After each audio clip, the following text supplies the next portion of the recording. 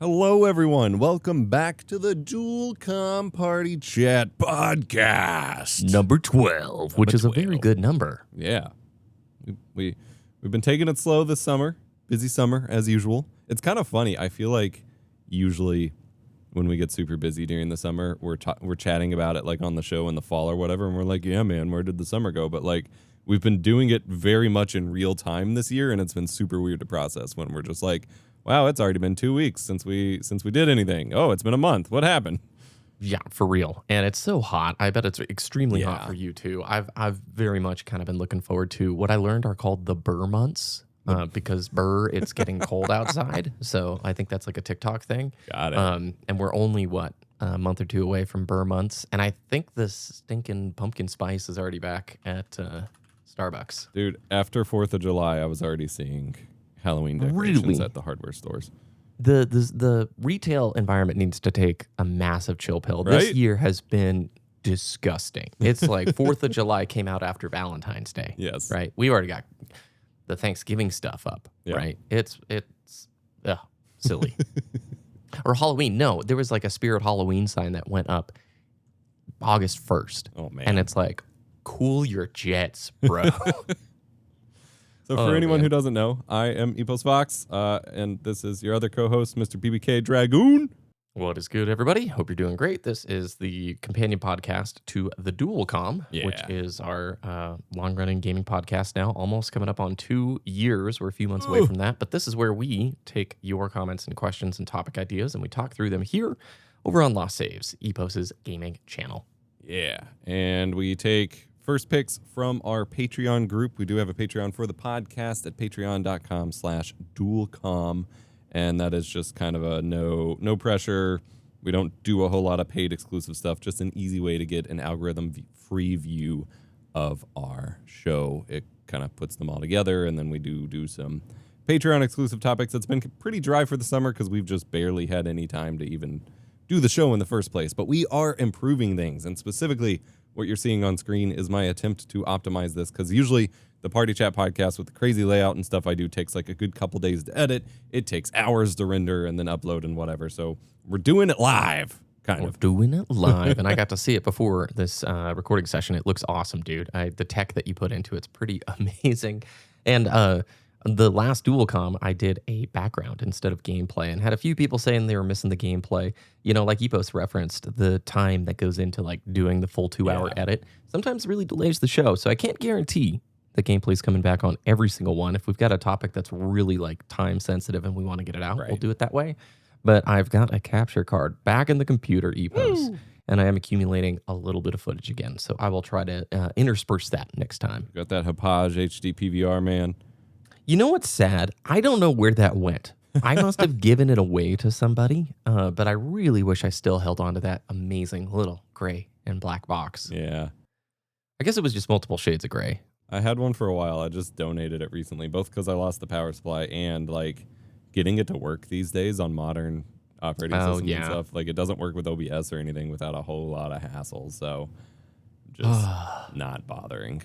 But I do like the throwbacks. I do still have my original Elgatos and things like that that are super scratched up at this point, but it's like these are relics. This is how the sauce was made, man. I remember the Christmas that I asked for my parents to get me the HD 60, because it was like, and they were just like, you just got 2 capture cards. What do you need another one for? And I'm like, but YouTube supports 60 FPS now, and we've got to have 60 frames per second in my videos.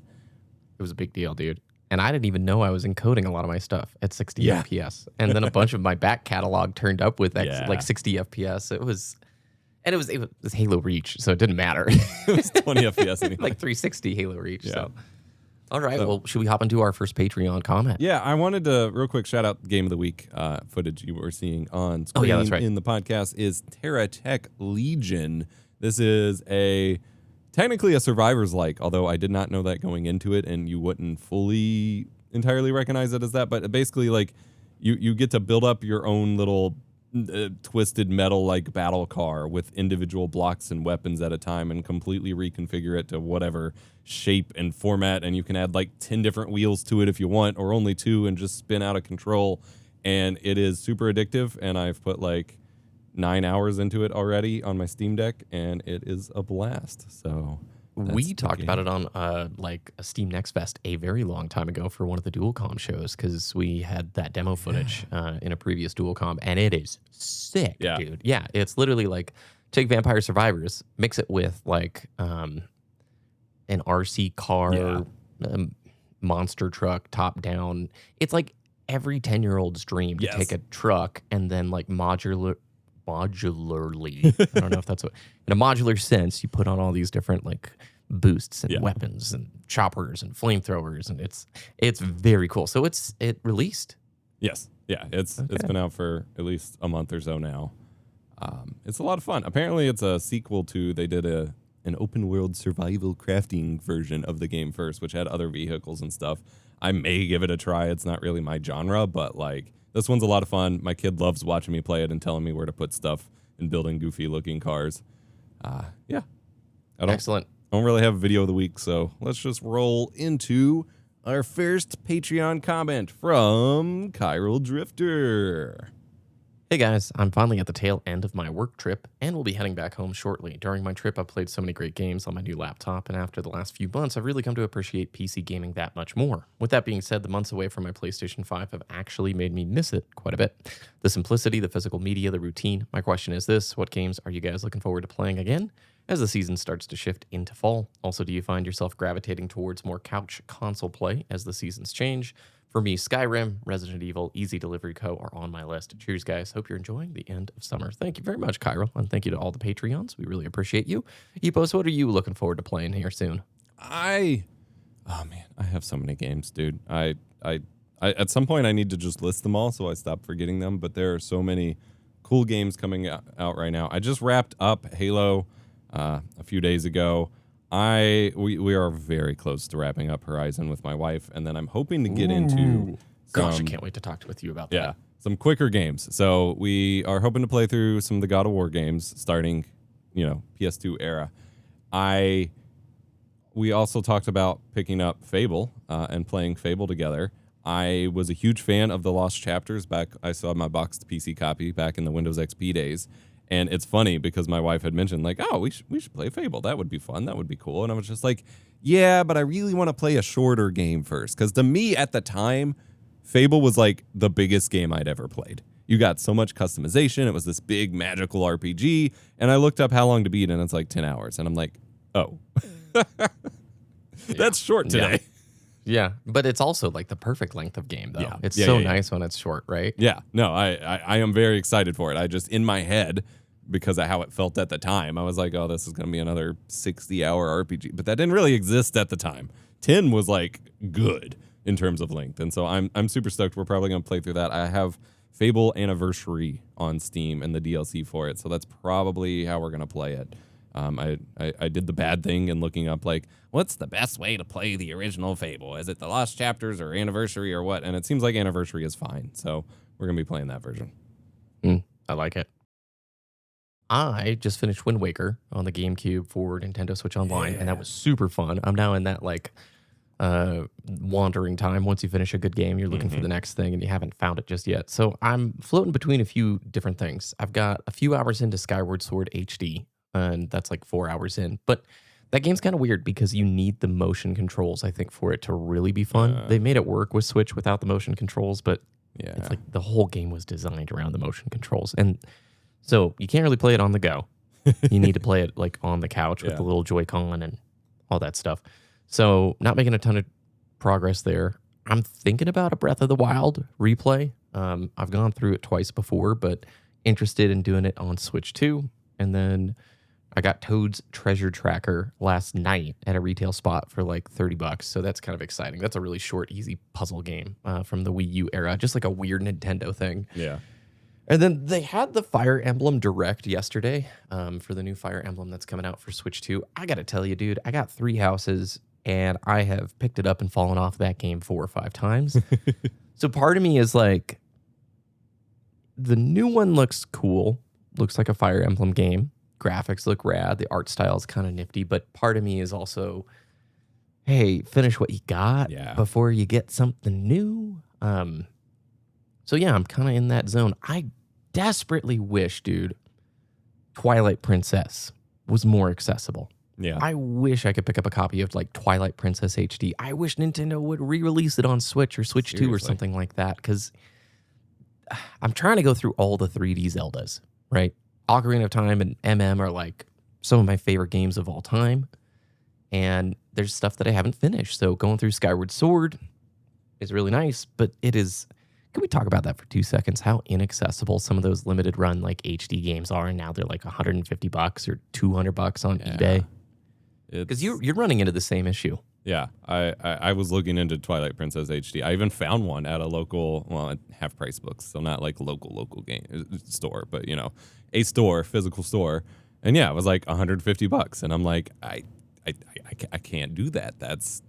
And that's always the problem with Nintendo games, is it's like, okay, I don't want to pay $60 for it, but there's a chance $60 will not even be the price anymore. It will be $100-something, and then you'll really regret it. Like there was a phase when I started college when I couldn't afford to buy the Pokemon games coming out for DS and stuff, and like those are really, really expensive now. And I'm like, I really wish I would have just eaten ramen for a week and picked up the game. Like, yeah, for real.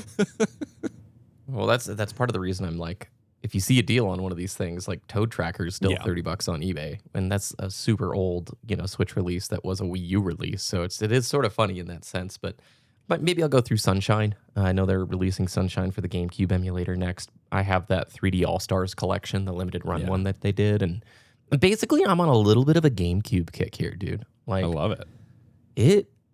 I had that system as a kid, but I didn't have many games. I had like Melee, Wind Waker, and then eventually Metroid Prime. And kind of funny, one of the few times that Nintendo like gave you a performance-oriented box, right? Yeah. In some cases, like Resi 4, it was the best way to play that game at the time. And that hasn't been their MO ever since. And the GameCube didn't do that well. Like nostalgia-wise, it did amazing, but like sales-wise, it just didn't. Yeah. I also think it's funny too, not to get like held up on this, but console generations felt like they lasted a long time back then. But you think about it, the time between the GameCube and the Wii was not very long. Same thing like PS2 to PS3, Xbox to Xbox 360. Like, think about that. Now we go like much longer stretches of time. Yeah, it's really weird to start seeing that time compression backwards, especially because like the Wii was just a souped up GameCube. It wasn't even a whole new console. But also I saw something recently which made me feel really old, that the God, I don't remember the exact amount, but Halo 2's online was only live for like 3.5 years before Halo 3. Before they shut down the servers. No, you could keep playing. No, Halo 2 servers went on forever. There was like that group of people that hung out in there when they were shutting it down. There was, hold on, I'm pulling it up. Yeah, it's like the 14 people who kept like a match going. Let's see when it ended. Okay, it was 2010. 2010. Okay. 2010. So they had I don't remember 6 exactly years. what I saw then. But you're right. 6 years seems crazy short. Yeah. Like, that's pitchfork timing for us right now, you know? Yeah. Like, things were moving really quickly, and we didn't entirely notice it because it was big change after big change after big change. Whereas now it's just like, what is there in a new console generation? Gosh, like, what? That's interesting. What do we have to offer? Man, there was a game. I have thought about it 3 different times now that I was so excited to bring up that I was like looking forward to playing soon. And every time I think about it, I forget what it is. I'm running on so little sleep. It's okay. We do this in the morning, everybody. I was telling Epos before we started, I'm coming in like trying to bring energy and positivity, and I am really tired, man. All of these things, it's we record late in the week. Yeah. I don't remember. I have a long list of games that I am like over the moon to play. Helldivers is getting updates. I want to get back into that. Been playing. You're still like hardcore PC right now, right? Yes. Like you are like vibing hard there. Yeah. I got a little bit of PS2 going. I've got, my kiddo was playing stuff on the PS2 and we've been playing Mario Kart on the Wii U, but like my gaming is like locked in. Oh, that's what it was. Okay. I finally downloaded a Monster Hunter game on my Steam Deck because I think I'm starting to get a little bored I've been playing TerraTech like every day. And so I'm starting to get bored of the like repeat a little bit. And I'm like, and we've been playing Horizon and doing, every time we do one of the big boss monsters, I'm like, I get the itch for like a Monster Hunt. Yes. And so I looked up what would run well on the Steam Deck because I'm trying to treat it as the game was originally built around, of like a commute experience. I'm like, if I can just have that 20, 30 minute at night or in the morning, get in, hunt a monster, get out, that would feel lovely. And so I downloaded Rise. It's supposed to run well on the Steam Deck. And I haven't started it yet, but I am very excited for that to be my like nighttime routine, hopefully. Rise is made by, there's like two divisions that work on Monster Hunter, and the Rise team is more like the handheld team. Yeah. And so Rise is a little more old school and definitely like way more agile. The mechanics in there I think you're going to like, because it's like you've got a grapple kind of hook mechanic, and you've also got a mount that you can mount up super easy with and get around the map pretty quickly. There's a lot of people on PC who are still playing that thing, so you'll be able to do multiplayer hunts very, very easily. That game is sick. I have like 80 hours on Rise on my Switch. Nice. Plus your Steam Deck will run it at 60, which will be really nice. So I'm super interested in hearing what you think about that. I'm really stoked. I've obviously been building to this for a while. I've talked about wanting to for probably a year now on the show, but I'm very excited to get to it. I did want to ask you, I know we are deviated so far from the topics right at this moment, but I guess technically this is in response to the question. I did want to ask you, have you had any weird performance things on the Switch 2? Because I keep seeing games that have like issues. Like you sent me something they had to address Xenoblade recently. The developer Owlcat behind Rogue Trader 2 had to put out a big statement of how they messed up their Switch 2 release. And then one of the roguelike games that I'm always talking about, Jotun Slayer, however you say it, runs amazing on Steam Deck. And my community manager picked it up and was just like, all right, I'm about to no-life this, and I will see you in 3 weeks. And apparently it runs in like 720p at like 30 FPS on the Switch 2, even though it runs fine on Steam Deck. So I was curious if you've had any weird performance things or if it's just been smooth sailing for you personally. Super smooth sailing. So the Xenoblade patch, I think they just had a bug where the volume of the music was lower than it should be. Got it. And then there was like an inventory slot that would disappear under some pretty like strict circumstances. Yeah. So like the super nerds are like, fix this. And they're like, we'll get you a patch next week, which cool.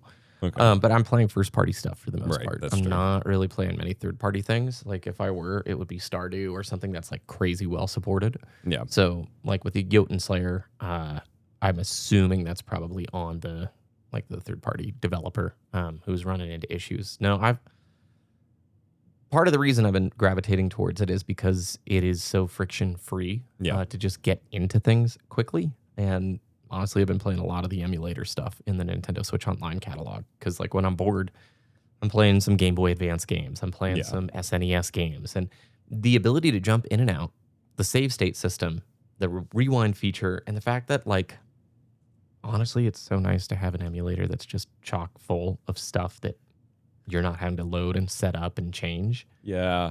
It's really nice. Maybe you can split hairs and say like, okay, well, Dolphin is better for this game under these circumstances. But actually, like Wind Waker on NSO is seen as one of the best ways you can play it now. And in fact, it is seen as like official. I don't know about Dolphin. Dolphin probably has tons of cool stuff, but like it's the best way to play with the original art style, because the HD remake, they added a new light system, which definitely changed the aesthetic of the game a little bit. Now, HD is still the way you want to play because it's got like some gameplay shifts that are like really nice. They cut one of the tedious quests like literally in half in terms of time. But just this friction-free experience, more and more, I'm just... whatever way to play a game that gets you to play the game and have fun, that's the best way for you to play the game. I'm kind of over the continual deluge of videos saying like the 3DS changed my life. A Game Boy in 2026 changed everything. A lot of it is the cured my doom scrolling stuff. And it's just sort of like, the premise I think is true. Like, yeah, go do something you enjoy doing that is fulfilling. That's awesome. I'm totally there. But the whole like, what is the best right now? The best is whatever gets you excited to play. Yeah. At this moment. And we're both in a very low friction focused kind of thing. Because that's the thing with like getting a 3DS. It's like, okay, you get it. And then you go through all these steps, and like it's very easy now. I'm not saying it's not, but go through all these steps to get it modded up, and then you download all these ROMs and blah, blah, and it's just like, or I could just play a game. It is. I mean, I've said it before. The analysis paralysis just sucks. Like, especially when you buy, like in the past, I bought some of the like Game Boy SP knockoffs from China, and then they come with like 5,000 games, which you're like, well, that's super against the law. Yeah. And I just look at that and I feel completely uninterested in all of them versus like, okay, my it's a new 2DS that I bought used in 2017. And I didn't give two rips that it was modded. I just wanted it modded so I could capture footage for Monster Hunter 4 because I was uploading and playing a ton of Monster Hunter at the time. And I'll tell you what, I think I have like 4 3DS games. That's about all I want from the system. And I'm happy with it. You know, you got Ocarina of Time, the remake there. The Link Between Worlds is really good. They've got Donkey Kong Country and a couple of others. But like the 3DS library, if you like really go and look, most of the like insane stuff comes from the DS library support and the native GBA support.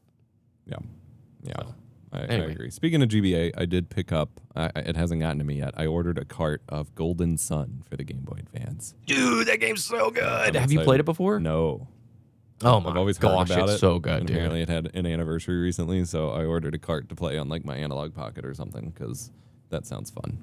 It's a slow start, but once you're in it, it is like, gosh, amazing. And it's also on the NSO catalog. But literally a year ago, maybe, I was traveling and I started a replay of that game. I remember it big time as a kid. Like, that was what a GBA game, man. Yeah. So good. Well, let's hop into the next comment. Sorry, I didn't mean to stall us there for a while. Good. We got a comment from Barry V. Hey, Epos and BBK, I've been following you guys for some time now, and I have to say I really enjoy the content. You guys really made me enjoy gaming and other hobbies a lot more since you made my view and approach on them shift to be a lot more intentional and mindful. This approach helps me blend in way more with story games, for example, and makes me enjoy them a lot more. Besides being intentional, mindful, and getting rid of distractions, another big one for me that helps make the session more special is getting in a good snack or drink once in a while. Now that it's summertime, I mainly grab some watermelon for during the session, since I really love to eat that, or for example, a gaming session on weekends mornings goes great with coffee, IMO. My question for you guys, if you have any go-to snacks or drinks that make the gaming session more special or unique or help you guys blend in a little more. That's a really fun question. Not a snack, but I haven't done this in a while. Last year I did it a lot, but waking up, playing a game while you're having your first cup of coffee. Oh yeah, you were doing it's a pretty fun feeling. Yeah. I love the idea of building a ritual around kind of your gaming session, and I think that's going to be more and more important. Like, I've been really exploring, and we've been chatting about it a ton over on the forums, demodisc.zone, about ways that we can feel more connected to our digital gaming experiences when we don't have the physical game to pick up off the shelf to play or to look back upon. And I have a lot of ideas I want to share in a video at some point that I've been working on, but one of the main ways is building this ritual around it where you can look back and be like, oh yeah, like for you, in the mornings I would wake up, get my coffee, and play Stardew, and like that was amazing, and blah, blah, blah. Yeah, like that was fun. That kind of thing I think is really important. As far as my snacks go, I mean, I have the classic, which I don't do a whole lot now that I'm a grown-up with grown-up bodily problems, but like I still have tons of nostalgia and sometimes indulge in, like if I'm locking in for a evening gaming session or whatever, I'm getting me a plate of pizza rolls and a can of Sunkist, and I'm going to town. But that's the Halo special right there. I can't do that all the time anymore. But yeah. Pizza and Halo will always be like synonymous. Going to a buddy's house, having pizza, and playing online. I just watched your entire Halo retro series from 2012 on the Halo Zone channel. I want to shout this out. Some of my oldest videos ever, dude. It is, other than the mic quality, it is the mic's bad. Still like polished enough content that would pass today. Well, and every time you mention like Halo and pizza parties, I'm like, oh man, I miss doing that. I miss it so much. It's I think back. I was actually just thinking about this. You know, Wind Waker is kind of tied to like why I even do YouTube now. Really? Like the super short story there is, my school shut down right as I was going to middle school, and all my friends went to this other school across town, which was like way cooler. But because of where I lived, I couldn't go there. Yep. So I knew one person going into middle school, and had to make a bunch of new friends. Didn't super love middle school, and then at the same time, some of those years where, I don't know, like the exact timing, but Wind Waker comes out. Yeah. Now for me, like Ocarina of Time was the GOAT. Right. Like living through the transition to 2D to 3D, like I cannot describe how impactful that was for people who weren't there. You were there. It was so fun to grow up with gaming and see the generational leaps. Yep. And then watching them like kind of go back to the cartoony art style and the more like, I don't know, whimsical, I just couldn't vibe with it. And also, Wind Waker is kind of hard without a guide. And especially as like a kid. I got stuck in it. Like I got stuck. Yeah. And so they changed my favorite game series right as like life changed huge for me. I'm at this new school. Yeah. But ultimately they changed the rules. And like for the last year of middle school, I got to go to the other school where my friends were. And that is where BBK Bones, the guy I would play Halo 2 online with, was going to school. So that's when we started hanging out. That's how it led into some Halo 2. And then ultimately, like, one of the teachers there was a pro mountain biker, and he would take the kids on like mountain bike rides once a week. Oh, wow. And that was how I started racing. And then from there, I started doing video stuff about mountain biking. It got seen by the local TV station. That's how I got my job at the TV station. That led me down this video pathway. And so it's not directly connected, but it is funny to kind of trace all of those little impactful things way, way back to like, hey, Kid Dragoon didn't really love Wind Waker, but me finishing it as an adult last week was like, yeah, it's an amazing game. And it's fun to have resolution to these things that like in my mind have always been sort of like, friggin' Wind Waker, changing the formula. Never liked it. That's amazing. I love that. So, alrighty. Why don't we hop into the next comment from Austin. Hey, Epos and BBK. I'm one of those unfortunate souls who used to pick up the latest tech to experiment, learn, and just enjoy using it. But with where things have gone over the last year, I've been priced out of the hobby. I decided to channel that energy into older tech I might have missed that can still be picked up cheap. And a few months ago, I picked up my first late-era plasma TV. In a weird way, I think it's the biggest upgrade my living room Bazite PC has ever had. Even though the TV is only 1080p 60, I actually prefer it for games and movies over my 4K OLED. It's the best I've ever seen 1080p content look, and running at a lower resolution allowed me to run games at higher settings even on older PC hardware. And the best part, it's just a dumb TV with no smart features to be seen, getting me between me and my games. My question for you guys, what's your favorite old tech you think gets overlooked these days? Wow. Banger question. Epos, you take that one. That's great. So I did want to mention like the dumb TV aspect is huge. We covered previously on the show that there's a lot of smart TV spying tech going on that'll literally capture even your HDMI feeds, and so you should keep them offline. But even apparently now LG monitors are installing like bloatware on Windows PCs if you just through Windows Update. Like it's not even something you can fully turn off. It's kind of insane. I will say shout outs to plasma TVs. I miss them dearly, and I continue to hear lots of people who love them for movies. I am surprised to hear someone say they like it for gaming, and I don't want to apply all the nerdy pressure, but I've always heard they have a ton of input latency. My parents had a plasma before we had a big old flood in our basement, and it put out a ton of heat, but it looked incredible for movies. But for games, it was actually something that was my first discovery without fully understanding it into realizing that I can't stand input latency because it had such strong input latency.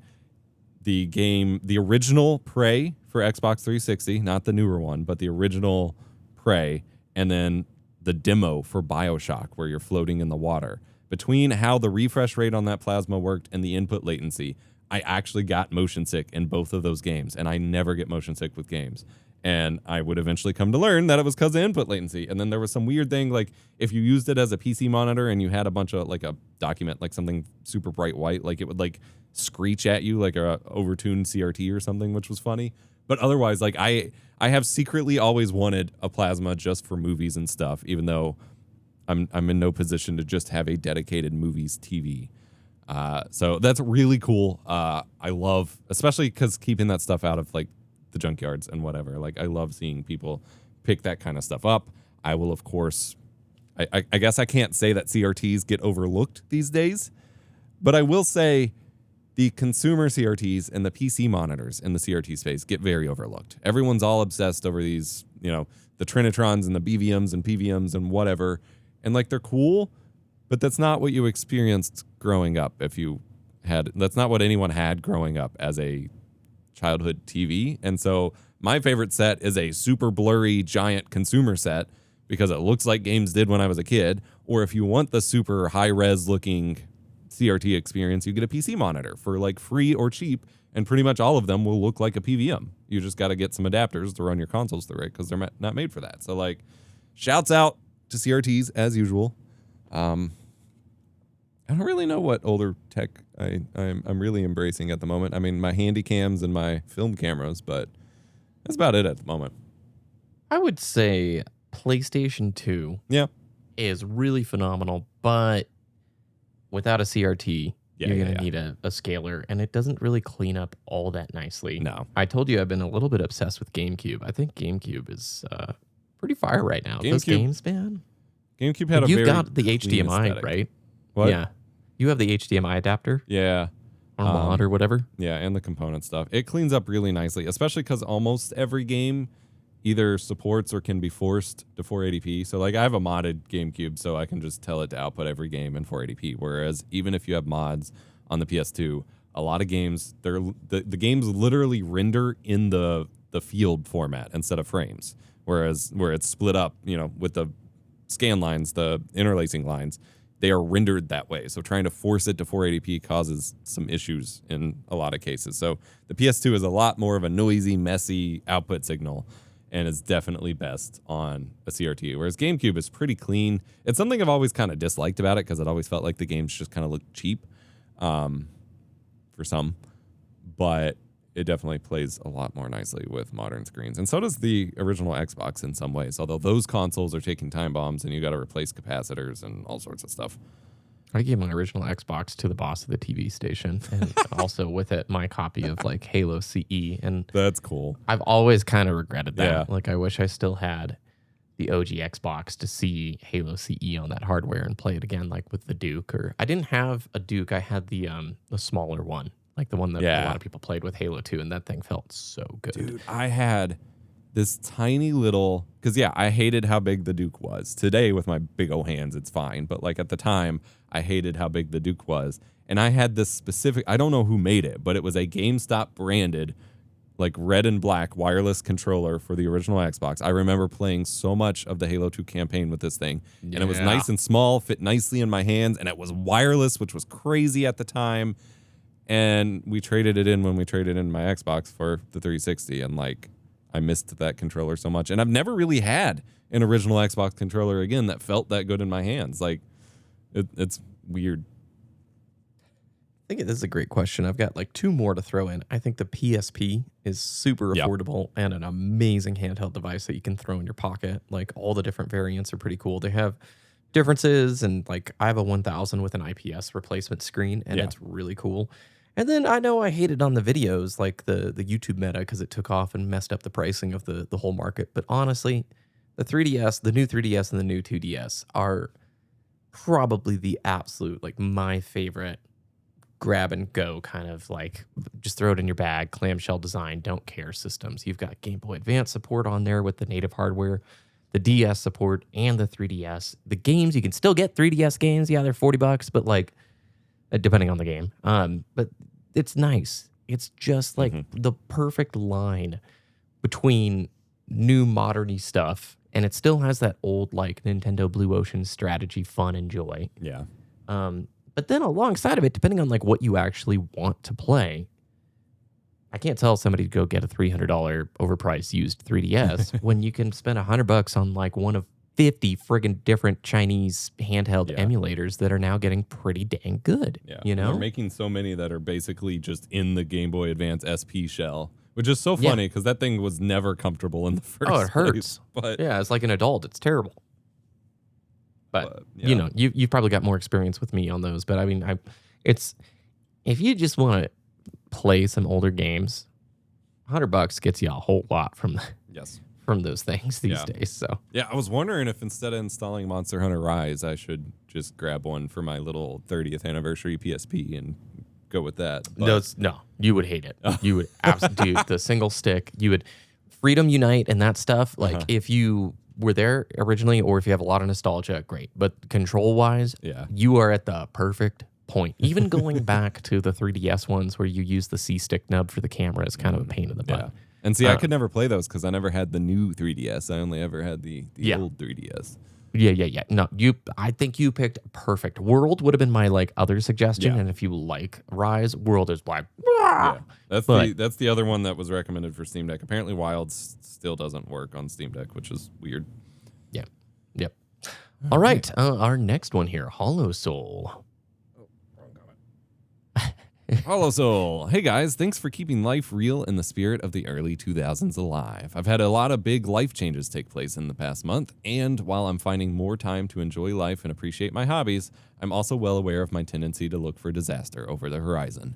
I know you touch on a lot of topics that shake up the gaming community. Wow, that gives us a lot of credit. But remaining true to what you guys are interested in and showing up here and share is a comfort. It is a reminder that we can appreciate the good when it's happening, and not everything negative needs to hold the spotlight for long. Thank you both, and I hope you are well.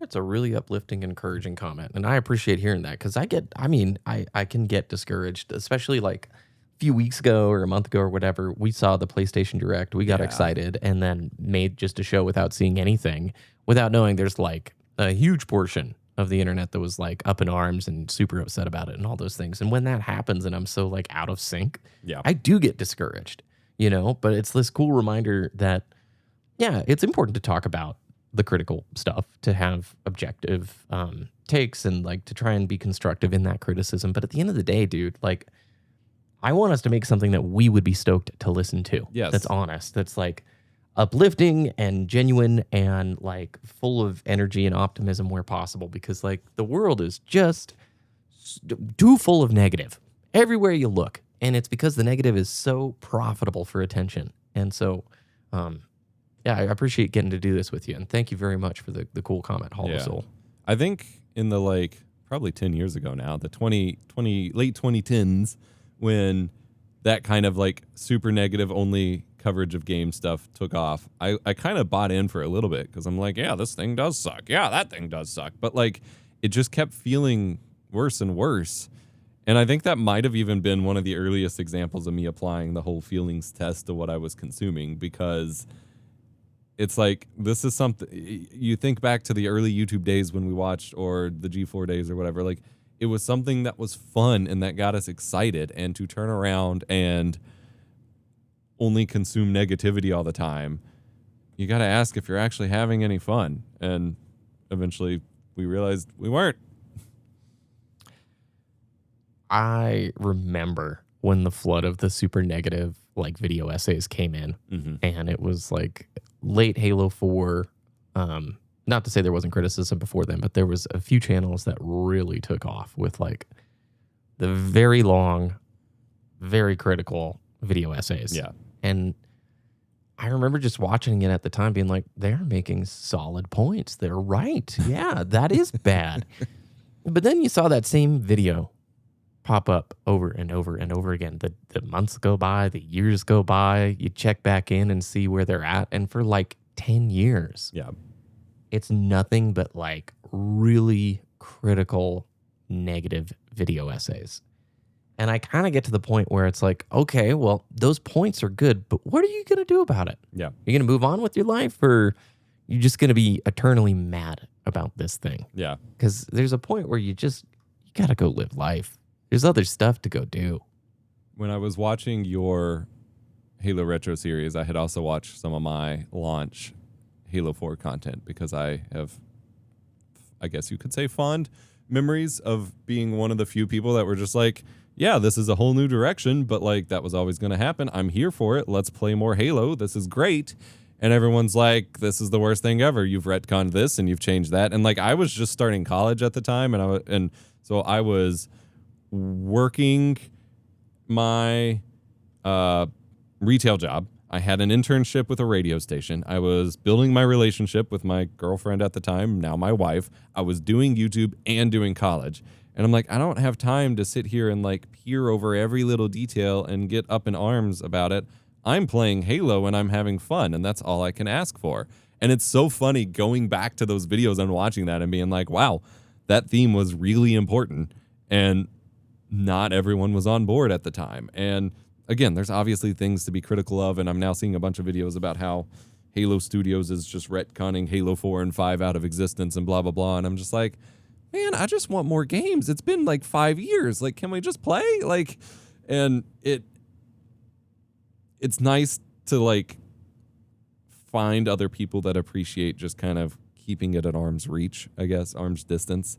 There is this concept, which was the point of me bringing this up, in therapy and like psychology, that I have realized is very important in social media discourse, called process over content, in that so many people will get very wrapped up in taking out their anger and frustration and whatever at this specific thing, like say Halo.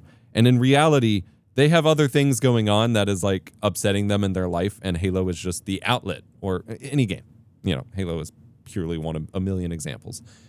And they take it out on the thing, and if you spend your time trying to engage with or debate them on the individual thing itself, you're never going to get anywhere, because the thing was never what they were mad about in the first place. And that feels so relevant to like how we've started approaching things since doing this podcast, because we can be critical about X, Y, or Z, but to obsess over it is to kind of reveal that that was never really the core problem in the first place. And that's not interesting to me. I don't want to debate anger over X game because people are unhappy about completely irrelevant things. Yeah, I agree with you. I don't have anything to add on that front other than, if you don't have something nice to say, don't say something at all applies in some perspective. Like, obviously, it's fun to talk about this stuff and be critical and constructive, but there is a line where you got to go, all right, if this thing is consistently not making me happy, why do I continue to orbit it and that all was, day long? That was one of the comments. I apparently made some really silly videos back in the day, but one of my Halo 4 videos was literally just responding to comments on my reviews and my reviews posted to the Halo Fix channel and a couple other things. And a few of the comments that I kept coming back to were people like, I played through this game. I played through Halo 4 on every difficulty. I played it on normal, heroic, legendary, and man, I just hated this game so much. And even at the time, I was like, really? You put in the 8 hours times 5 investment time and you had no fun? That doesn't seem likely. You spent all this time with it and you weren't having any fun? Why would you do that? I gotta point something out here. While you were talking, I was pulling up the Steam charts for Halo MCC. Yeah. Because when I stopped really playing that, we were around the like 5 to like 6 or 7K mark for concurrence, like peak concurrent counts each day. Yeah. It's been going up the last year. It's not insane, but dude, in the last 30 days, it's like about 10,000, 9 or 10,000 for your peak concurrence. And so there's been some renewed interest back in it. But I was sharing the example because I stopped in many ways. Like, I loved Halo 3 so much, but I finally realized and got to this point where I think I've had my fill, right? Yeah. I've gotten all the experiences, like the ideal Halo 3 experiences that I'm probably going to get, because I would log on to MCC, solo queue, Halo 3, and then it just would be an absolute sweat fest. Like, it would take a while to find a match, and then they would be like, not 50, but like ranked probably 40 or 45 kind of feeling matches from Halo 3, right? And that just is like too much. Yeah. I was going in looking for fun, casual craziness and realizing month after month after month it's not going to happen. Yeah. And so instead of just being kind of bummed that I'm not going in and that expectation is being matched, I just said, I've had a good time with this. I have played many thousands of games of Halo 3. I'm not going to get the 360 experience anymore. I can recognize that and realize I can't control the outcome. And so ultimately took a break. It was healthier. It felt better than trying to go in and I wanted that 2008 or 2009 feeling. Yeah. And that's just not there anymore. And the developers can't give that to you. They can't fix that. No. And I think a lot of people think that the game is the problem and not just how you approach it or what you expect of it. I'm never going to have an experience of sitting in my bedroom with 10 of my high school buddies in a group call playing Jenga in Halo 3 while I'm eating pizza and screaming at the microphone and being told to keep it down by my like while blasting dubstep. Like, that's Under never going to Oath happen or again. whatever. And it's not Bungie or 343 or Halo Studios or anyone's fault. It's just life is not there anymore. You know, I have really been excited hearing a bunch of different podcasts and creators and people who don't really play Halo all that much. Yeah. Who were so excited about Campaign Evolved and playing it co-op with their friends. I talked about on Dual Comm, like not knowing if I'm the target demo for Campaign Evolved because I made a video on it. You've got your video coming out, so I'm not going to spoil anything about your take. My take is it's good. It's not great. Okay. It's good enough. But I also feel like for me as an enthusiast, longtime player, it doesn't move the needle for me. Right. And then I had to question, like, am I even the target audience? Who did they make this for? And then more and more hearing people's genuine stoke to like load up with some Dr. Pepper and go play the campaign with their friends for the first time in 15 years. Yeah. I started to understand like, that's the demo. That's the group that's going to get the most out of something like this. And and we have to have the awareness to realize that most people didn't stick it out for Halo 4 and 5 and all of the drama of that. When the gist was, hey, this ain't it. Most people who aren't obsessed with the game just kind of bow out. Point. Yeah. They just wait. And so now they're coming into it and been like, oh man, Halo used to be the thing. Let me call my buddy and we're going to go do this. And like, that's great. That's how we got into Halo in the first place. Like that's good. You want those players because that's the foundation of the next like enthusiast base. Yes. Right. Whereas we ride or die, we were with it every step of the way the last 15 years, you know? Yeah. I mean, beyond that, but I'm saying from like the handoff to 343, like we've been around for this transition and the shift. And so I think we have one more Patreon comment, right? Yes. So we got one more from Murray Rennick, and then we'll hit our break and get to the not Patreon comments. All right. Murray Rennick. It can be really hard to decide how much time to pour into gaming as a hobby as you become an adult, and I find myself scared I'll feel like I missed out on a deeper life experience when I boot up a game. What are your thoughts on how to avoid optimization of a play sesh, and what's the last game that you felt fully content playing, and what life factors cause that flow state? Very good question. I'll open it with Epos. You go first. Always making me go first. I mean, I know. So for me, it's about, everything we've talked about on the show with the feelings test and everything, like really evaluating what your priorities are for whatever hobbies or way you want to spend your time and what you're feeling in that moment. Like I've had plenty of times where it's like, yeah, I might regret spending this time playing a game I'm not super stoked on when I could be planning some recipes for some cool stuff I'm excited to cook, or working on art, or even just watching a show or whatever. And so it involves just a lot of time and effort spent tuning into your feelings and knowing what it is you want. But otherwise, I feel like since doing that, you would assume the outcome would be leaning away from games. Like, oh, I actually prefer this, or this. But by building that awareness and tuning into my feelings, I feel so much more free to just spend a night on my Steam Deck playing Terra Tech or plowing through Pokemon Fire Red again because it's on the Switch or whatever, because I have taken care of myself and my other interests in a more balanced way. I'm not feeling that pressure when the game session comes on anymore. Yeah. I've been working hard to not overthink a lot of this stuff because, to be honest with you, if your priorities are in order, right? Let's say you got the job's done, the bill's paid, the house is not a wreck. Like, you've done the important things. Yeah. It's your free time. Let it be free time. Stop worrying about the rest of it. If there's an area that's lacking and you're like clearly as you're playing the game going, I'm not vibing with this. Yeah. Then go pursue the life experience that you think is going to be more fulfilling. I think that's as simple as it gets, because there is a lot of stress hard-coded in that overthinking where you're trying to control every outcome and you just can't control everything. Yeah. Seriously. Like, you can't literally say by next year, I want to have 20 super fulfilling life experiences and be an entrepreneur and have a big family and buy a house. And those are goals, those are desires, but you can't just straight up like control all of that. You can take steps towards those goals. You can take, the incremental things necessary to put you in a position to go for it. Yeah. But I read a lot of this stuff and I see quite a bit of me like a year or two ago where I was overthinking everything. Mm-hmm. And it's just not great. So for me, the last game that felt super content is Wind Waker. Totally loved it. Couldn't wait to boot it up every day or when I had time to play it. I don't play every day. There's many days where like you get to the end of the day, you're too tired. You got 20 minutes before bed. I'm throwing Mythbusters on. I'm back watching more Mythbusters he posts. Yes. And totally get satisfied and okay with that. Not going to force myself to play something just to play it.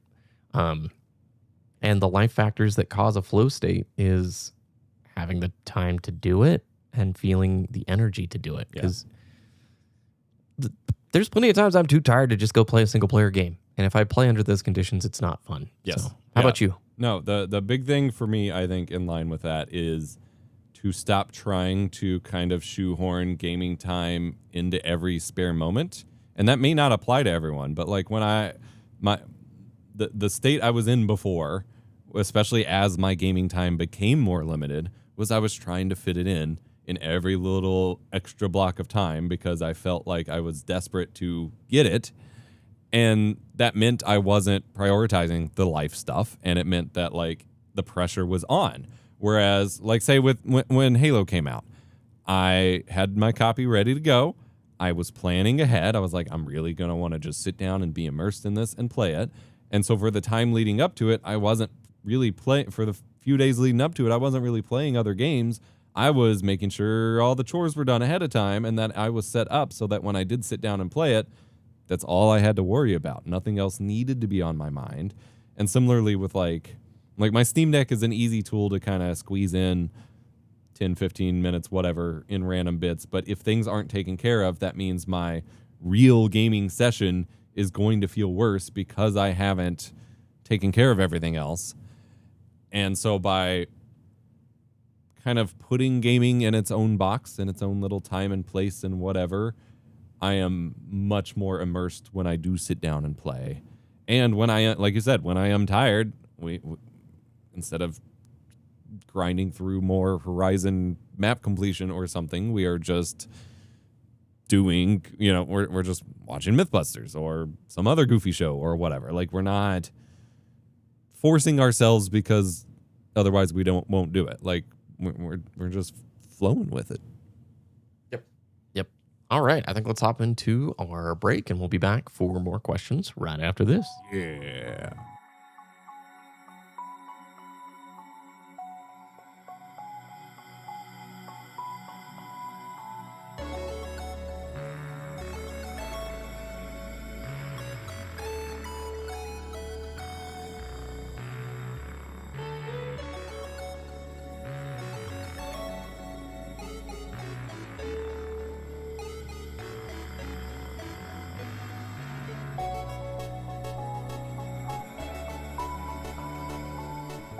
Welcome back to part 2 of Party Chat, number 12. Epos, we got a lot of topics and things to cover. Where are we? Who am I? We are at Aurelian Cole. Oh. So you let me know when you got that pulled up on that fancy schmancy OBS layout over there. Yeah, so this is actually a 2-for-1. Aurelian Cole says, BBK, I am so glad you picked up a Switch too. I'm mainly a Switch guy and longtime listener, but definitely a fan of all ways of gaming. I think Nintendo these days is doing a great job prioritizing quality and fun while keeping that spark alive in the hobby. It'll be interesting to see how it plays out for them over the next few years if they become the last bastion of true physical game releases. I picked up a PS5 disc edition right before the price increase, and I'm loving it for filling in the gaps in my collection. Battlefield, Borderlands, etc. But with the recent announcements, Hello, reading. I am an adult who can read words, but with the recent announcement, definitely enjoying PS5 from a distance and looking to collect super cheap physical, maybe even a few PS4 games. Cheers, love the podcast. And on the other side of the boat, we have Dissolve Decay, S7C, saying, in the exact same boat as Epos with my Switch 1. I think I will be upgrading at some point, but in zero rush. You know, having had the Switch 2 for a bit now, unless there is a title that has absolutely got you gripped, there's only like 5 Switch 2 exclusive first party things that are like, wow, you know, and unless you're like, I need Bonanza or Mario Kart World or Star Fox or for me, you know, the Ocarina of Time remake that's coming. Yeah. Switch 1, dude, like literally other than GameCube, Switch 1 has all of the NSO stuff that I was just talking about, like all of the emulator things that are just fantastic to go play. And then you got Smash Ultimate. You've got such an insane game library there. And it's been funny going back to it. I'll probably feel like a little Nintendo shilly here for a hot second. Their output is ridiculous. And they still do really creative gamey game style ideas that are off the wall. And they're not continually gutting their developers. Yeah. It's for all of the normal, like Western modern AAA criticisms, Nintendo has continued to put out like almost every month something great mainline from their studios. They let them prioritize fun. And my only like negatives is $80 is horrible. I do like a spit take when I'm at the store and I'm like, $80? Are you kidding?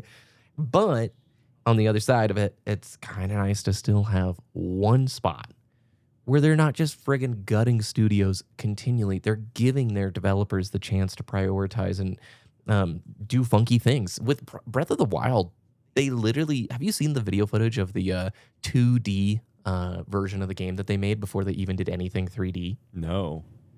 Okay, so they made a 2D version of Breath of the Wild that looked like the original Legend of Zelda and put a lot of the sandbox elements in there on a 2D level to see if players could solve the puzzles, if it was even fun before they scoped and built it in 3D. It's rad. There's a game developer conference talk on it with footage of it, dude. It is super cool. But part of their policy was they wanted ideas from all of the devs. Doesn't matter your level in the studio. Yeah. And so they showcased some of the funky, crazy ideas that not all of it made it into the game. But it's that bullpen collaborative feel that you get from the old Bungie Vidocs where everybody's working together on the same thing. Yes. You don't get that anymore. Or at least I don't. Not looking at the credits of like Campaign Evolved and seeing like 57 contracted studios there. No, I love that. There's actually an article, I will have it linked in the show notes, from someone who's worked with game studios and things like that. And the title of the article is, I have never seen a game fail because the art took too long. And it's about how everyone's trying to supposedly speed up game development with AI generation and stuff. And that's never the problem. The problem is starting from scratch, reworking code too late into the game and whatever. And one of the things he mentions is that a proper development pipeline would mean having a question of whether an idea would work, developing a quick prototype to answer that question, and then quickly throwing out that prototype and developing it the right way. But what always usually happens in AAA space is that the prototype becomes the main thing, and then you're trying to bolt everything else onto it, and it doesn't work. So hearing that they made Breath of the Wild in 2D basically as a demo and then started with the big version, like that's how it's supposed to be. So that's really cool to like see and hear. Alrighty, our next one here. Icy 00117. Great podcast, guys. If this comic gets on Party Chat as a topic, that would be sick. Well, guess what? It's totally sick, bro. Last topic really helped remind myself that gaming is how I want it to be. That said, I want to say that fun can be had even in the AAA space, even in games that often get dumped on. I've been enjoying Battlefield 6 and Ark Raiders lately, and I'm honestly excited about the Modern Warfare 4 announcement. Side note, I broke out of the COD cycle long ago, and only buy the ones I'm interested in, which have been the Infinity Ward titles. Ever since I started playing more single-player games years ago and more indies recently, it has helped me refine my tastes.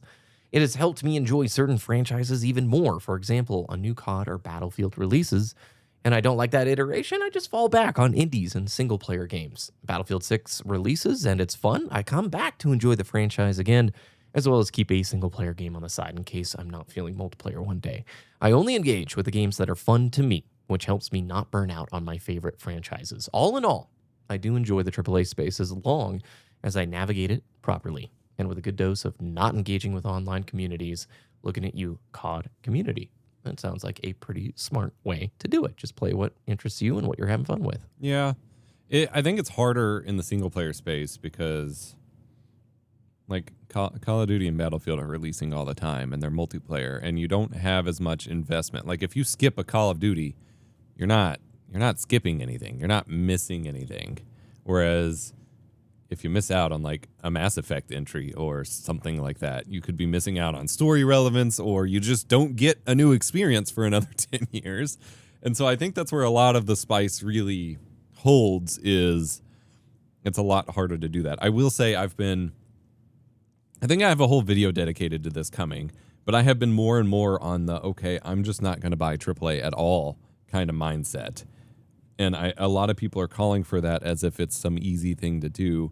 And in reality, it's not. And I think it's important to address the kinds of games you can't get in indie games. Because, 20-something thousand games released on Steam in like the past month or something. And while most of them are AI asset flips or whatever, there are still a lot of good indie games worth playing.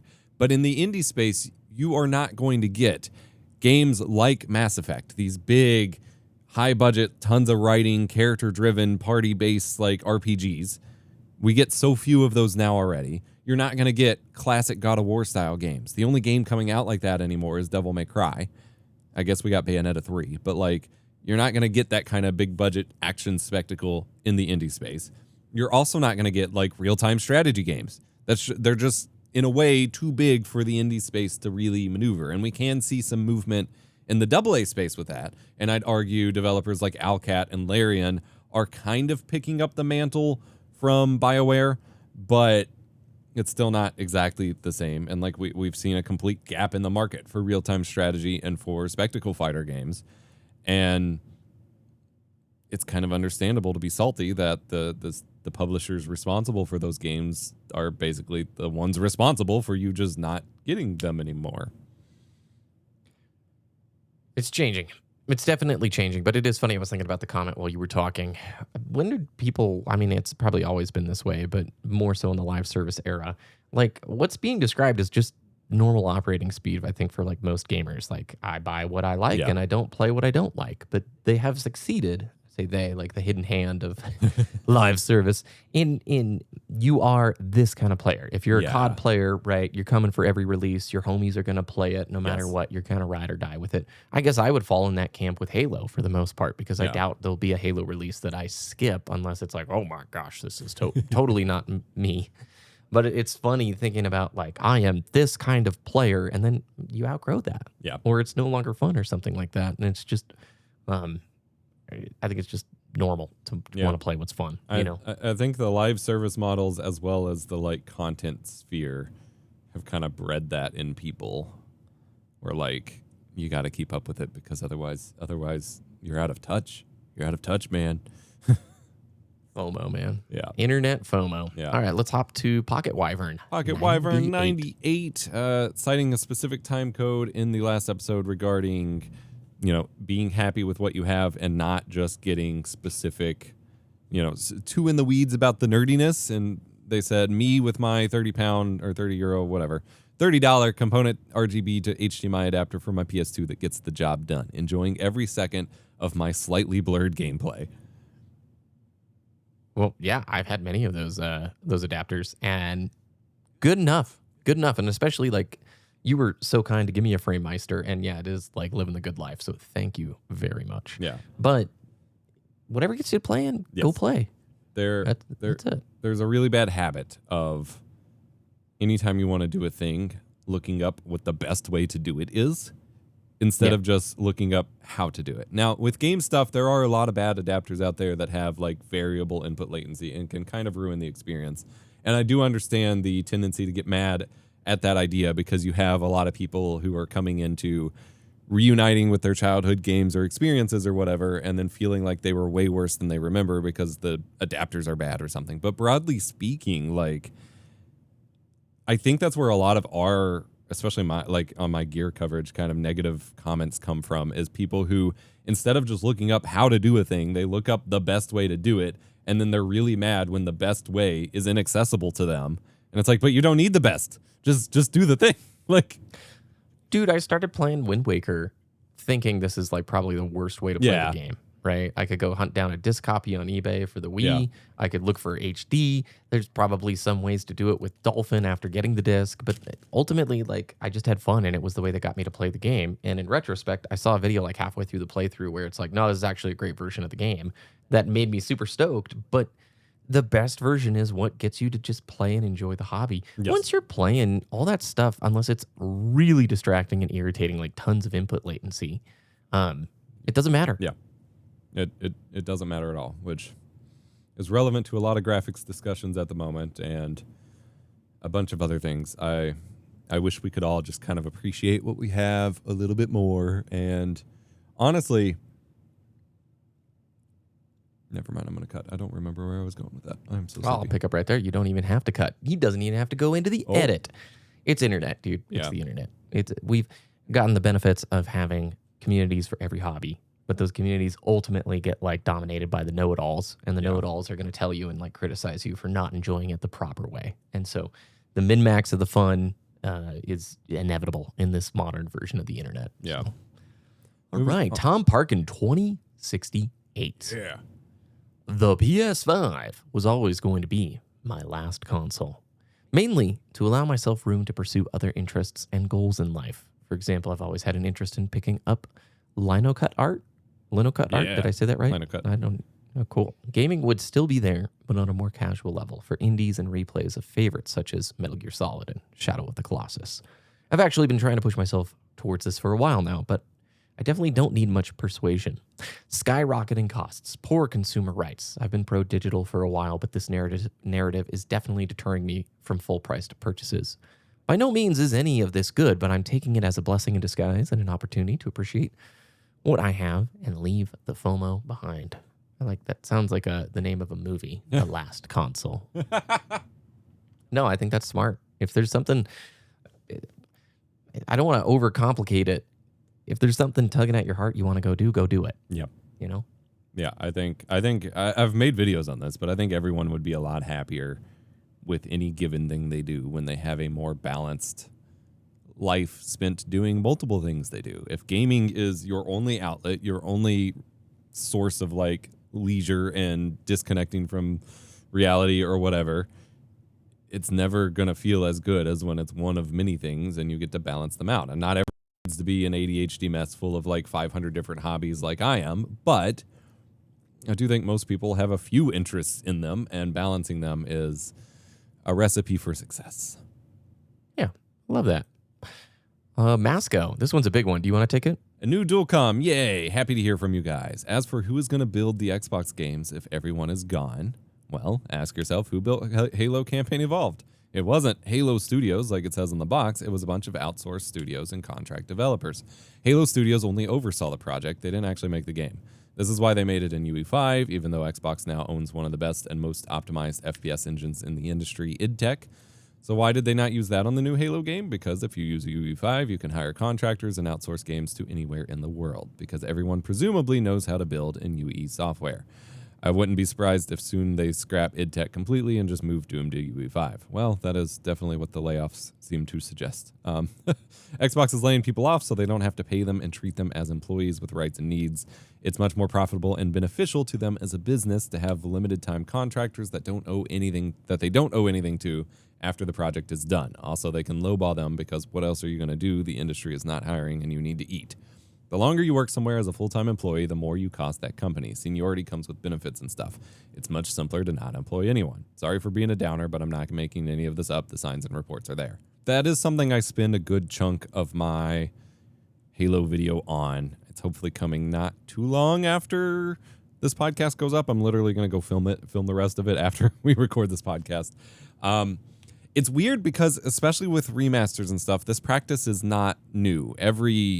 I honestly don't know of and I don't know of them all. I haven't researched them all, but personally, I don't know of a single remake or remaster that was handled fully in-house. Like you have on the PlayStation front with things like the Bluepoint remasters being such a big thing, or M2 doing big remastered projects. Those are outsourced teams, even if they do a really good job.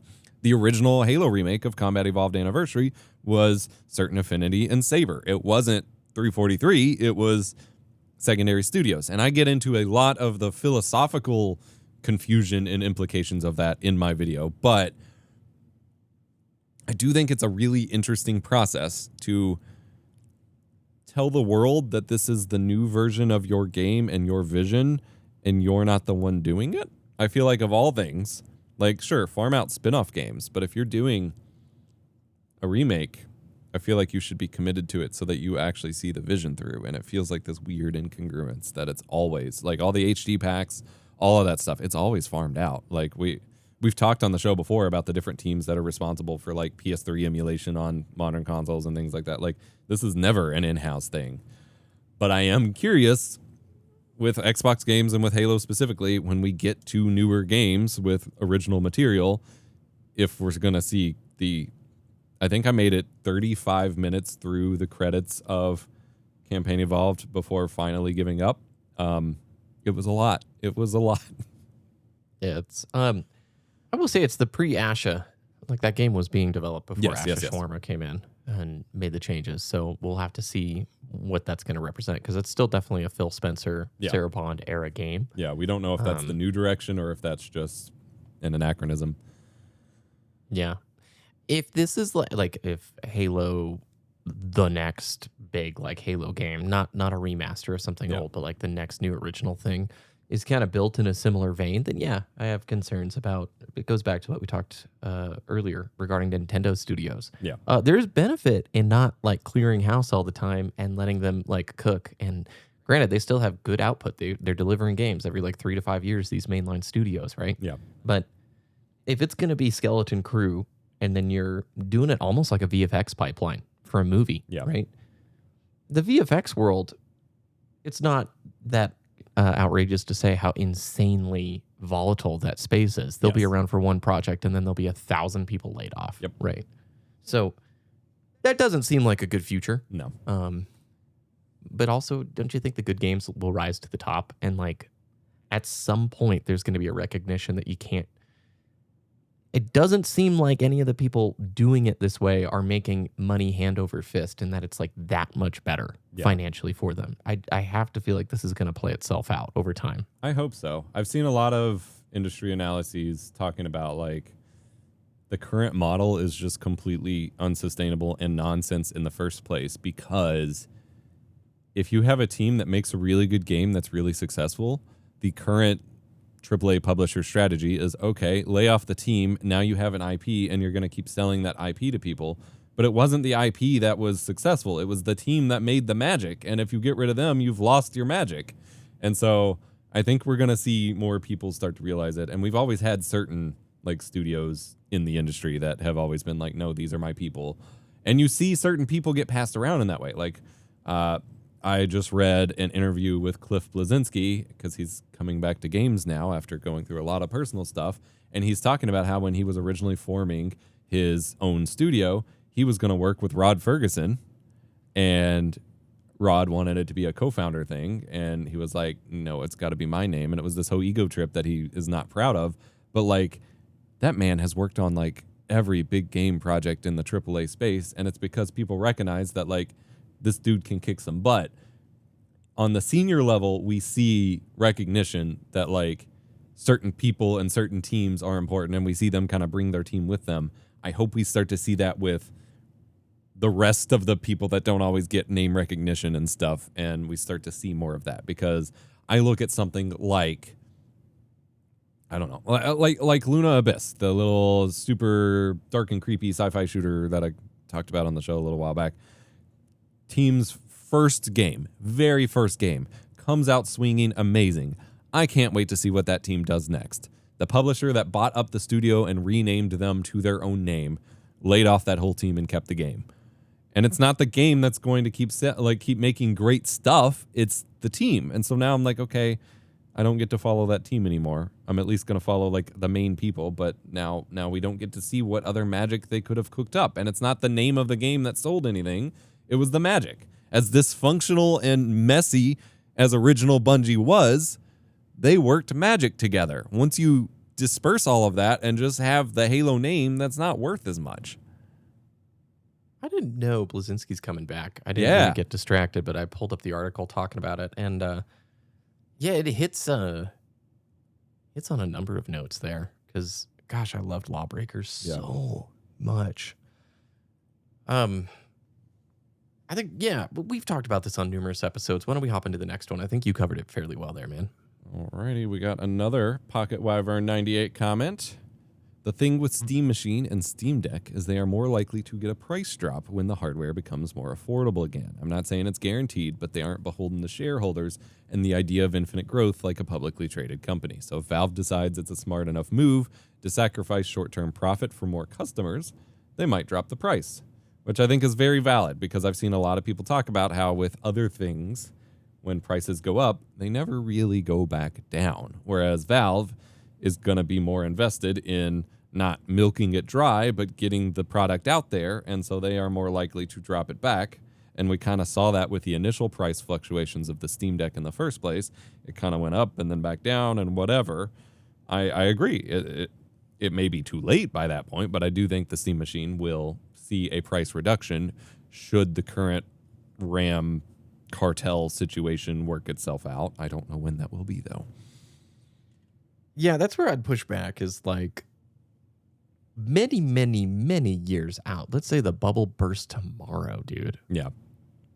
We're 2.5, 3 years into some of these commitments for these data centers. Yeah. So I don't see there being this magical restructuring of pricing. We're looking at like a 5-year market cycle here for sure. And then on the other side of it, the back half of the comment, and again, I'm not criticizing you, Pocket Wyvern. I'm just repeating what I've heard in numerous interviews. Valve was very clear that they have no interest in subsidizing with the console. They're not going to take a loss on Steam Machine, say console, the PC. They're not going to sell it at a loss to get people into their ecosystem. They've said that on like a ton of occasions. Right. Which is a great thing, but also means, Yeah, well, and I think that was part of like Linus's disappointment when he was talking about it with the initial reveal that, you know, he's spitballing in his head like a $750 or $800 price tag. Yeah. This is pre the pricing, you know, Yeah. inferred pricing changes. And even Linus was like, that's a bit much. You know, if you could drop $100 off this, you're going to really make a compelling competitor to a PlayStation 5 or an Xbox. So I don't, by the time, let's say RAM and storage gets cheaper, I doubt you're going to see a $750 Steam machine. Yeah. I don't think we're ever going to see a $500 Steam deck ever again. Yeah. You know, like I think it will come down a bit, but I also think like we're looking at next iterations by that point, and it's going to be more expensive to make the next iteration.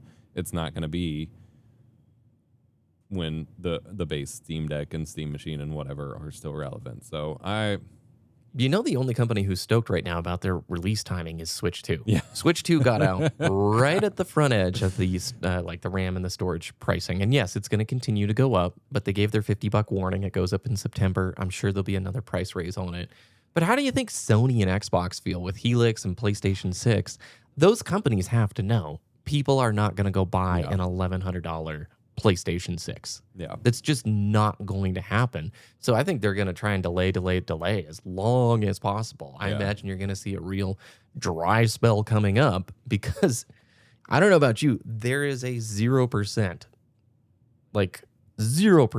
world where I'm buying an all digital $1,000 PlayStation 6 locked into just the PlayStation Store. Right. It's insane. It's going to be really interesting, and that's why I really respect Valve for this decision. Like, they already have a really successful software business. They're not trying to, I mean, they are. That's how a business operates, but they're not, this isn't some scheme to further boost their software business. They're also just trying to branch out into hardware and double down on people's investment. And so by not subsidizing, they're making sure that it's sustainable and they don't have to do crazy tactics to make up the money. And that's what we want. We want a company that's sustainable, that's not going to try to pull one over on us and isn't constantly laying people off. And so despite the fact that it means the Steam Machine is not accessible to as many people, I still think it is important to celebrate because without that, we get screwed, basically. And, you know, I fall into this category. I look at it through the lens a lot of, this could be a console competitor. They're not going for that. Yeah. Their goal is to make a cool living room PC. Yeah. Which they have done. And it does really cool things that only that little tiny box can do. Yeah. I mean, yes, you could rebuild a lot of it theoretically. Yes, you could do a PC build, and it won't be as lovely from a form factor standpoint. Maybe you'll get a little boost in performance here or there. But again, it's not a product made for everyone, which has been kind of my criticism, but it doesn't need to be, because like literally, just like with the Steam Deck, that thing hasn't sold very much. We talked about it last time. It's what, like 5 or 6 million sales estimated. That is itty bitty when you compare it in the world of things. But it made a huge impact. And for those who want that experience, it like got the ball rolling on that PC handheld side. Yeah. And I think the Steam machine will have a similar impact. I talk about this in my also upcoming review of that. Finally getting back to making videos here. I think that the Steam machine will pose, just like the Steam Deck, revitalized interest in handhelds, got Sony and Xbox both investing in handheld machines, got Nintendo kind of looking over their shoulder a bit, despite the fact that it didn't sell that well. That is a big measurable impact. I think the Steam machine will similarly, with the polish that I have felt with it and the continued double down on consumer-friendly practices from Valve, I think the Steam machine will make people question the value and relationship they're getting out of the next console purchase, that they are going to hold the console manufacturers to that standard of respecting them more and giving them more. Even if they still buy a console, it will have a net positive impact on the industry, or those people will maybe just go to PC. Because yeah, it's like, if we're going to be all digital anyway, why would I be on this locked down platform with abusive storefront tactics and whatever else instead of this open PC platform? There's more of an awareness now of the benefits of PC than ever before. Right? I never expected that. Yeah, think about that. People have an awareness or understand now, like, okay, pricing of games on PC are pretty great. It's an open ecosystem.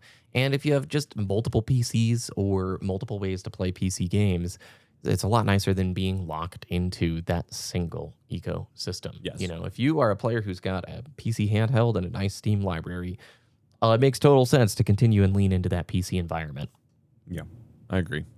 I mean, it's you know, so frustrating the way that they handle the Switch 2 upgrades for some of these games, because like some are free, some are tied to like Breath of the Wild and Tears of the Kingdom. You get it for free if you have the expansion pack for the subscription service, or you can pay $10 to get that.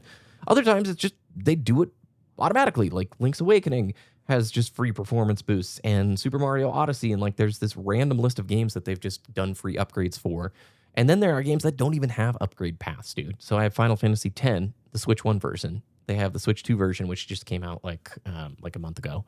And whatever, a little bit nicer frame rate, or a little bit nicer resolution, couple of like graphic improvements. It's tiny, but there's no upgrade path.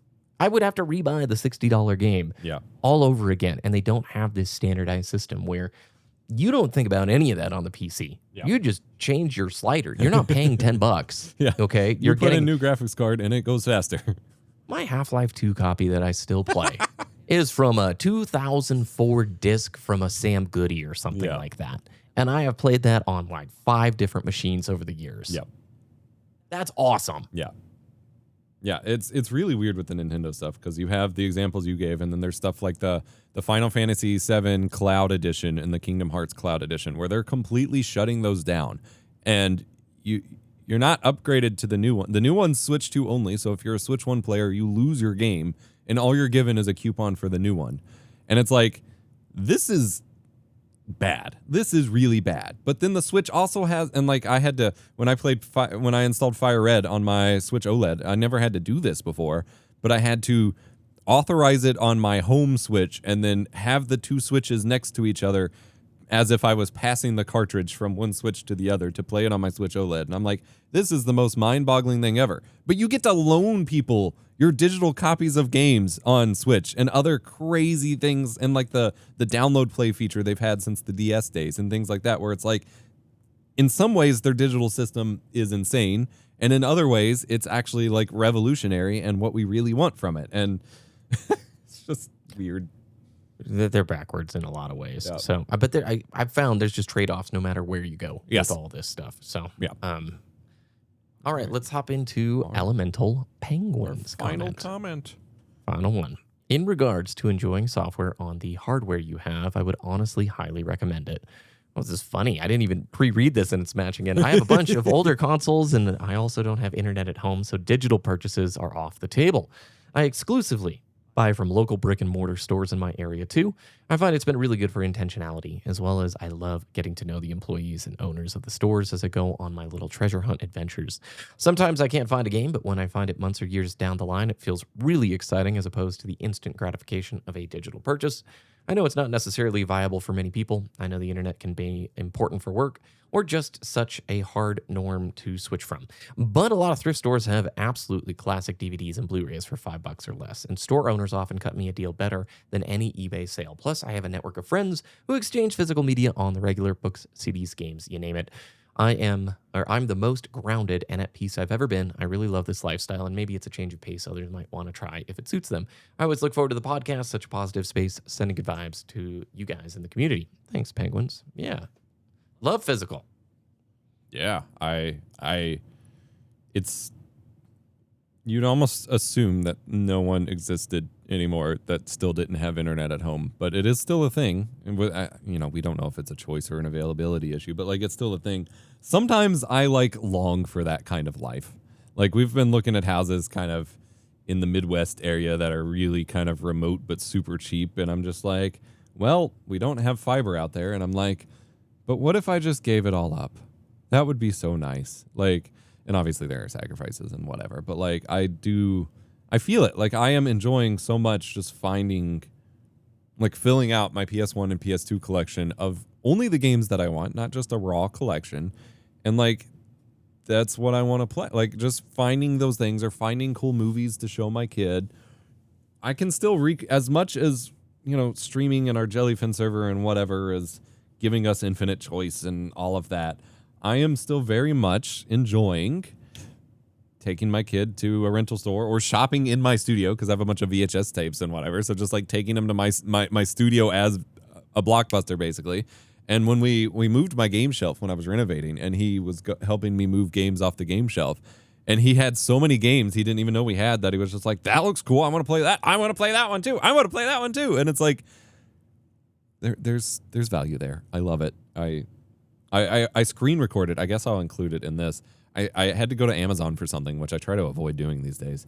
And on their homepage, they had a thing advertising signing up for Prime streaming or whatever. And they had movie tiles on a laptop. And even movies that I had seen the original movie posters for, they all 4 or 5 or 6 movies were in the same format where you could barely tell them apart. You had Project Hail Mary and something else. And I'm like, why does everything look the same? How are you supposed to pick anything and actually feel good about it? And you're not. You're just not. There's a level of control that people get to take back. There's an authenticity to having stuff, to loaning it to a friend, to literally handing the item off or putting the CD inside the CD player. I'm super thankful my car still has a CD player. It'll be sad when the time comes where, a lot of the newer cars don't even have them. It's just the aux cable or the Bluetooth thing. Yeah, one of our cars doesn't. It makes me really sad. Yeah, I don't use any music streaming. I haven't paid for a music streaming service in probably 6 years. Yeah. Because I just got so sick of it. I went back, a lot of my playlists, half the library's gutted, all that stuff. And I would rather spend $8, buy a CD from a Goodwill on eBay, get it, and then just throw it in the car. But there is a balance too. We have a ton of convenience and awesomeness that comes from the internet. I am hoping we're moving into what the next thing is, because there was this discovery phase of oh my gosh, retention or attention economy internet is really bad for us. It's the worst. And I think people are still very much in that discovery phase. If you look at videos and the awareness of, oh my gosh, doom scrolling doesn't make me feel good. I need to fix that. So right now we're still in the pitchforking phase. I think there's a phase beyond this where people discover, okay, well, what is next? How do we take the reins of what the next era of the internet is? I know we've had an entire show about this in the past, and I don't know what it is, but I'm looking forward to moving past sort of the wow, things used to be so much better, and these elements are amazing, which is totally true. But now I want to move into that next phase of how do you employ it in a way that takes Steam and isn't this novelty anymore. Yeah. Does that make sense? I don't mean to like criticize it, but it's a very monetizable novelty, the discovery phase on YouTube. Like there's tons and tons of those videos of doom scrolling bad 3DS good. Yeah. I don't know what the solution is, and I feel like every time you talk about a solution, it becomes, like you said, a sellable thing. I think it's about filtration, like filtering the noise. And this is another thing I've brought up on the forums. Like, that discovery phase is so both monetizable and like it feels like the easiest, biggest source of dopamine. Like acquiring new things that mesh with your personality or build your image of yourself is such an easy, fast, good feeling process. But then when you have too much, you're not equipped to filter it out and get rid of some of it. Like I think about silly things I have acquired in my studio, like copies of the web browser versions for the Dreamcast or the PS2, or 2 different slightly busted versions of that Japanese PSX system that's like a PS2 and DVR together that specifically dies because the hard drives fail. I see these things. I see them talked about in videos or on Reddit or whatever, and I'm like, that's really cool. That's exactly my thing. I have to have that. And then I have that. And what am I going to do with it? I'm doing nothing with it. And then I have to figure out how to get rid of it in a way that doesn't feel awful, either because it's going to get trashed or because I can't really sell it or ship it effectively or whatever. Or I'm like, but I'm going to miss out. If I don't have it, I'll never be able to get it again and blah, blah, blah. Sorry, that was a really loud noise. We don't have the conversations and tools to equip us to filter after the discovery phase. And I really feel like that's the next phase that we need to figure out. Anyone can make recommendations for stuff, and we do plenty of that ourselves. But how do you... And see, I worry because I feel like this conversation then gets into like min-maxing, like which is the best Pokemon alternative to play, and it's like, no, you should just go play. But like, look, the solution to the internet is not, what is it, NeoCities or whatever that site is called. Yeah. Like it's cool. Yeah. That is awesome, and there's threads of ideas in there. But everybody going back to microsites with like JavaScript stuff or whatever the cute coding is. I don't remember the name, but like that's not it. Okay, it's cool for a few videos, and it's awesome to create and have those little corners. That is taking it back, but the example I can give is when I got into Jellyfin. Bro, if people have listened to the podcast for a while, they know I was losing my mind. I thought it was like revolutionary. Yeah. And I was buying so many movies and like putting them on the server, and it just was amazing. The home server, mind you. Yeah. Okay. Now, I've lived with this, ecosystem now for a year and a half, maybe 2 years. I don't know when the whole thing started, but it has now become a part of my life. Mm-hmm. And I don't think about it and evangelize it the same anymore. Yeah. It's amazing. It's super cool, but now I've lived with it and I'm not crazy over enamored with it. Yeah. Does that, Yeah, no, I recently had to move my Jellyfin server between boxes, and the very best part of it was not feeling bad about just completely dumping stuff off of it, because so many times my wife and I are just like, well, we don't have anything to watch. And I filled it up with so much junk that I was at one point excited to watch because I could just get it and put it on there. And it's like, that needs to go, that needs to go. Oh, we have this on... A lot of the stuff I deleted, it's stuff we have on disk. Like if we have a shelf covered in these things, we don't also need a copy on the server clogging up our noise. And like, obviously backups are important, and that is the convenient factor for some people. But like, there's a lot of stuff that it'd be a lot easier if we just went and picked it off a shelf instead of trying to scroll through 6 pages of movies to pick it. And I liken it to like, everyone ends up with that one cool display shelf in their home or apartment or bedroom or whatever. And it's really, really cool to fill that up because it looks bad when it's empty. You got like 3 things on it. You're like, man, I got to get all this cool stuff so it looks really cool and fills my space. But if you never stop when that shelf is full, you then end up on the other side where it looks worse and worse and feels worse and worse because now you've overstuffed it. It's bulging. You've got stuff falling down. And that is how we handle everything online. And you mentioned NeoCities not being the answer. I do think in some ways some of that is the answer, but I do think you, again, reach that point of way too much. And we see this there was a big wave of everyone going back to email newsletters and Substacks because for a new generation, it was a whole new concept. And I like reading good writing and what people have to say, but I don't want 20 newsletters in my inbox 3 times a week. I can't keep up with that. That's not helpful either. And by the way, no shade whatsoever at the NeoCity thing. I think it's or phenomenal. newsletter writers. And a more disparate internet is sort of what we need. But I'm more so talking about, I feel like everybody is looking for someone else to tell them how they are going to be fulfilled and happy and how they should live life and all of these things. And there's always that craving in human history, but it's very prevalent the last 2 years. Maybe it's super prevalent from pandemic onwards, where the awareness of what I'm doing day to day doesn't make me super happy. Okay, what now? Influencer, tell me what to do.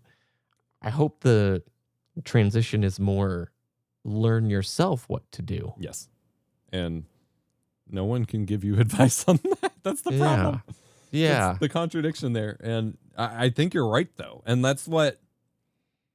So I wanted to mention the NeoCities thing because I have been one person preaching it is an important factor. But my whole thing with a healthy, diverse ecosystem of technology or internet experience or whatever is that everyone's doing something slightly different. It's not, okay, instead of everyone in one room on a social media platform, we're all expecting you to come to our millions of individual little websites. No.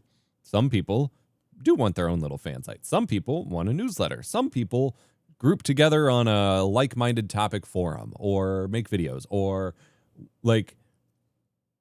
I have been so fed up for 20 years now when a new thing happens and everything moves to that thing and erases the old thing.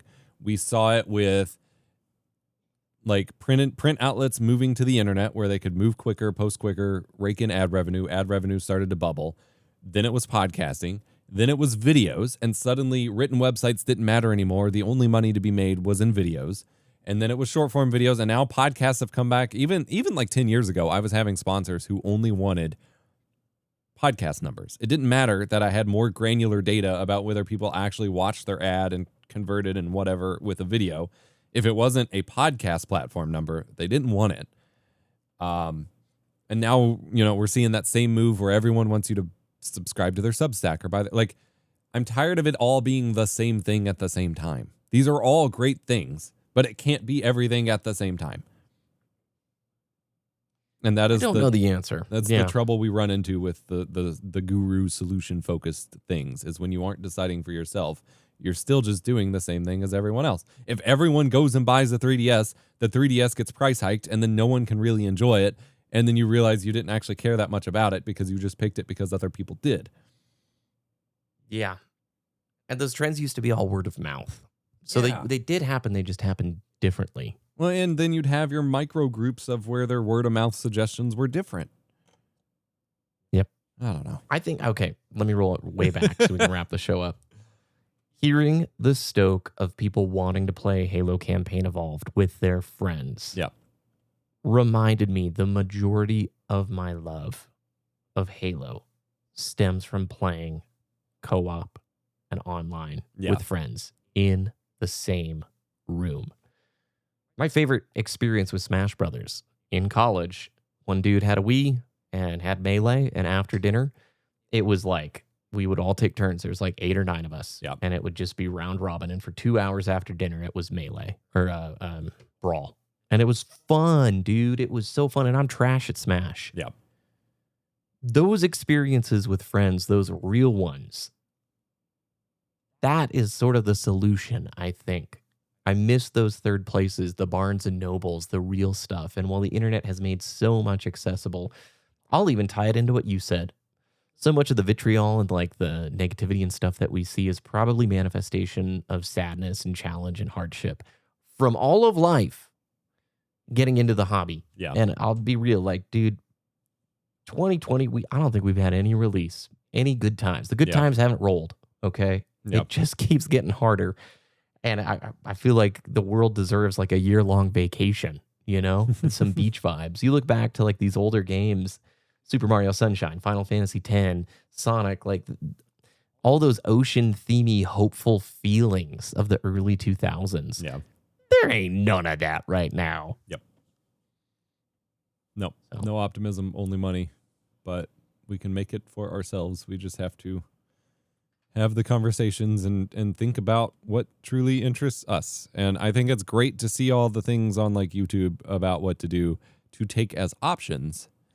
But the biggest thing you can do for yourself is to not jump on the impulse to immediately do what that person is doing, because that's not being intentional or choosing for yourself. I think about the number of like random weathering materials or art supplies or whatever I got recommended to in an Adam Savage video.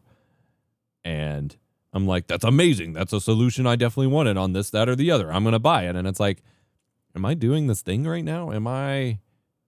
Is this going to be my lifestyle moving forward? Is it worth keeping up with this? Like, are you truly going to play the 3DS every day on your commute? Like, and that's just an easy example. I had to stop buying stuff. Yeah. Like that's the thing. I was out of control. Yeah. Yeah. Just because they were $5 Blu-rays doesn't mean you need to buy 10 of them. Yeah. Are you going to watch it? No. Yeah. Someday. Okay. Take a chill pill. It's not gonna make you happier in the meantime. Yeah. I think one of the hardest yet most important things to do is to pick what is the most important. And as I am completely renovating and cleaning my studio and I have way too much crap, it is hard. It is mentally taxing, emotionally taxing, exhausting. But I am having to go through and just start evaluating, do I truly care about having this thing in my possession? Am I going to play it? Is it worth having? Could I have it in a less space-consuming way? I just took a massive trunk load of books, games, movies, etc. to half-price books. I only got like $120 for it, and then it was like $114 after my kid bought a Minecraft cup with our money. But it got the stuff out of my place, stuff that I was hoarding because I had bought it out of FOMO or just acquired it. And now it's going to go to someone else for cheap, which is a win. And it got me a little money, which is a win. And I think about all the, like, I have like 6 PlayStation 1s and like 5 Nintendo 64s. And I don't even like the Nintendo 64. And like, these are things that just kind of came into my possession over time. But why am I paying the cost of continuing to keep up with it? Well, I think that's where we end this week's party chat. Boom. So thank you very much, everybody, for listening. Thanks for the comments and the questions. You can submit Patreon comments over on patreon.com/dualcomm. Yes. Is that correct? Yep. And Epos, where can people find your work? Lost Saves, Epos Vox, and Jam Packed Magazine at jampacked.quest. Link will be in the show notes. Absolutely love it. Thanks so much. You can find me at BBK Dragoon on YouTube. Hope it's a great day. Thanks, Epos. Love doing this, and we'll talk to you all again very soon. Let all this sit in your noodle. Bye. Bye-bye.